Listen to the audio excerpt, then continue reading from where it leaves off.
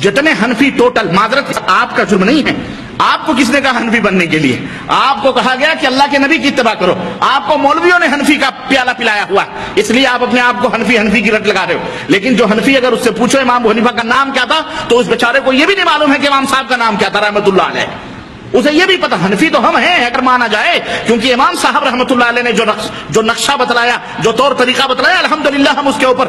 اور سنو حقیقتیں ابھی میں بتاؤں گا میرے عزیزو، غور سے سننا سمجھ کے۔ ہمارے ملکوں کے اندر، ہندوستان، پاکستان، بنگلہ دیش کے اندر جتنے بھی احناف، کیا یہ ایک پلیٹ فارم پہ ہیں؟ بولو۔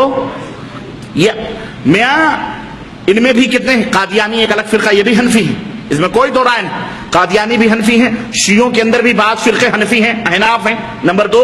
نمبر 3 بریلوی الگ ہیں اور دیوبندی الگ ہیں، اور دیوبندیوں میں بھی اب تو 2 گروپ ہو چکے ہیں۔ مولانا عطا اللہ شاہ بخاری رحمۃ اللہ علیہ کا ایک گروپ جو مماتی گروپ ہے، اب وہ اتنا سخت ہو چکے ہیں کہ ان دیوبندیوں میں ایک دوسرے کے پیچھے نماز کو حرام کہتے ہیں۔ یہ ابھی تک یہ بریلوی دیوبندی ایک دوسرے کے پیچھے نماز کو حرام قرار دیتے تھے، لیکن اب یہ حنفی آپس میں بھی، یہ مماتی اور حیاتی ایک دوسرے کے، یعنی ایک گروپ یہ کہتا ہے کہ نبی زندہ ہیں قبر میں، دیوبندیوں کا دوسرا گروپ کہتا ہے نبی مرے ہوئے ہیں، وہ زندہ نہیں ہیں، یہ ایک دوسرے کو برا بھلا کہتے ہیں۔ تو یہ بریلوی حنفی، وہ بھی حنفی، ایک امام کے ماننے والے۔ سوال یہ پیدا ہوتا ہے کہ اگر یہ مذہب جو بانٹا گیا تھا حنفی، شافعی، مالکی، اس سے انتشار ختم ہوتا ہے تو میاں تم تو کم از کم ایک امام کے ماننے والے کم از کم آپس میں بھی تو ایک رہتے، تم کیوں منتشر ہو؟ تو سمجھ آ رہی کہ نہیں آ رہی؟ تم کیوں منتشر ہو؟ تمہاری دال کیوں جوتیوں میں بٹ رہی ہے؟ لیکن آپ بھی بہت بڑے وکیل صفائی بنتے ہیں، جب بھی بات آتی کہتے جی ہمارے مولوی صاحب نے فرمایا۔ تیرا کون سا مولوی؟ تو نے پیدا کیا ہے، تیرے جسم سے پیدا ہوا وہ، نہ تمہارے ماں کا، نہ تمہارے باپ کا، نہ رشتے کا، نہ ناطے کا، نہ خون کا، نہ پانی کا، کسی کا نہیں۔ تمہارا کون سا مولوی؟ خبر میں جائے گا وہ۔ تمہارے تو ایک ہیں، اور وہ کون ہیں؟ حضرت محمد الرسول اللہ۔ ہم اسی ایک کی دعوت دیتے ہیں، وہی ہے رہبر، وہی رہنما، وہی مقتدا، وہی امام اعظم، وہی حکیم الامت، وہی پیران پیر، وہی سب کچھ۔ اللہ کے بعد جن کا مقام ہے، جن کے بارے میں قیامت کے دن تم سے پوچھا جائے گا، بلکہ خبر ہی میں پوچھا جائے گا۔ پوچھا جائے گا کہ نہیں پوچھا جائے گا؟ بولو کہ وہاں پوچھا جائے گا کہ تم امام حنیفہ کے مقلد تھے یا امام احمد بن حنبل کے؟ پوچھے کہ تم حنبلی تھے کہ شافعی تھے؟ منکر نکیر آگے پوچھیں گے، ان بیچاروں کو تو پتہ ہی نہیں۔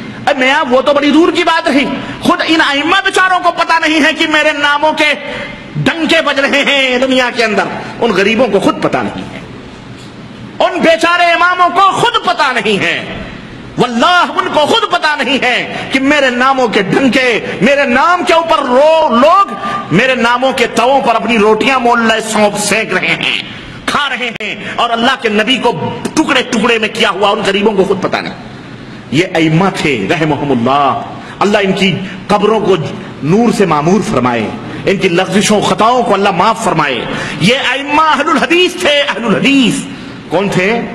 اہل الحدیث، اصحاب الحدیث تھے یہ ائمہ الحمدللہ کسی کی تقلید نہیں کرتے تھے۔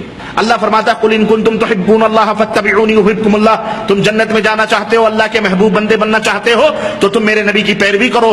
اللہ کیا فرماتا ہے ویغفر لکم ذنوبکم، میرے حبیب کے پیچھے پیچھے چلو گے، گنہگار ہوگے بھی تو ہم تمہارے گناہوں کو معاف فرما دیں گے۔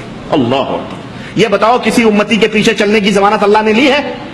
لیکن لوگوں نے بتایا، ہاں اعوذ باللہ، میں کیا بتلاؤں؟ در مختار اٹھا کے دیکھو، فتاوی حنفیہ کی، فقہ حنفیہ کی، معرکۃ الآراء کتاب، کوئی مولوی ہو تو جا آئے اور اس کو میں بتاؤں کہ مولانا حنفی صاحب آپ اپنی کتاب فتاوی در مختار اٹھائیں گے، در مختار کے مقدمے میں لکھا ہوا ہے کہ حضرت امام ابو حنیفہ رحمۃ اللہ علیہ، اللہ اس کی قبر کو نور سے منور فرمائے، وہ بندہ بری ہے اس اتہام سے اور اس جھوٹ سے کہ امام صاحب رات کو گئے۔ امام صاحب کہاں گئے؟ رات کو خانہ کعبہ کی چابی مانگے تالے والے سے، اس نے چابی دے دی اور کہا کہ میں رات کو خانہ کعبہ کے اندر نماز پڑھنا چاہتا ہوں۔ چابی دے دی، اندر گئے، ایک ٹانگ کے اوپر کھڑے ہو کر کے آدھا قرآن پڑھا۔ یہ عبادت کا طریقہ ہے؟ اتنا بڑا فقیہ، اتنا بڑا امام جسے 70,000 حدیثیں پڑھانے کا دعویٰ، آج تک 70,000 حدیثوں کا ہمیں پتہ نہیں چلا۔ آج تک ہم یہ دیکھ رہے ہیں کہ فقہ حنفی کی نوک پلک اور اس کی بھویں بخاری، مسلم، ترمذی، ابو داؤد سے سنواری جا رہی ہیں۔ نہیں سمجھ آئی؟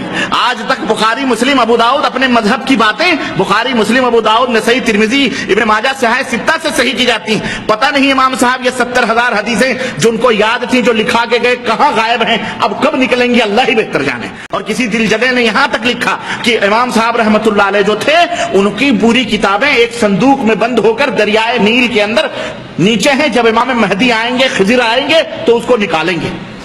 واللہ ایسی علم گلم باتیں. سنو، الغرض کہہ رہے ہیں کہ امام صاحب نے آدھا قرآن ایک ٹانگ کے اوپر کھڑے ہو کر پڑھا، پھر دوسرا قرآن آدھا قرآن ایک پہر رات کے ایک پہر میں دوسرے ٹانگ کر کے یوں قرآن پڑھا. اب اس کے بعد میں کہنے لگے اللہ تیری عبادت کا حق ادا نہیں کیا. تو اللہ کی طرف سے آواز آئی ہے. امام صاحب رحمۃ اللہ علیہ نے ایک آواز سنی کہ نہیں نہیں اے ابو حنیفہ، تمہاری عبادت سے مجھے بڑی خوشی ہوئی ہے، جاؤ قیامت تک تجھے بھی اور جتنے تیرے ماننے والے اور تیرے مذہب کے اوپر عمل کرنے والے ہیں سب کو میں نے بخش دیا ہے. اللہ کی قسم، اور جھوٹ بولنے والے پر اللہ تو کروڑوں لعنتیں نازل فرما. بولو آمین، بولو آمین. ہے حوالہ غلط کرنے والے پر اللہ کروڑوں لعنتیں نازل فرمائے. بتاؤ بتاؤ بھیا، اب کہاں جاؤ گے؟ اللہ کے نبی کی پیروی کرنے پر تو ہم یہ خوش تھے کہ اللہ کے نبی جنت کی ضمانت ہیں، یہاں تو کہتے ہیں ہمارے امام کے پیچھے چلو جنت مل جائے گی. استغفر اللہ، اتنا بڑا کفر کر کے بھی یہ اہل سنت والجماعت. تو ہم نہیں جانتے پھر اہل سنت والجماعت کس کو کہتے ہیں.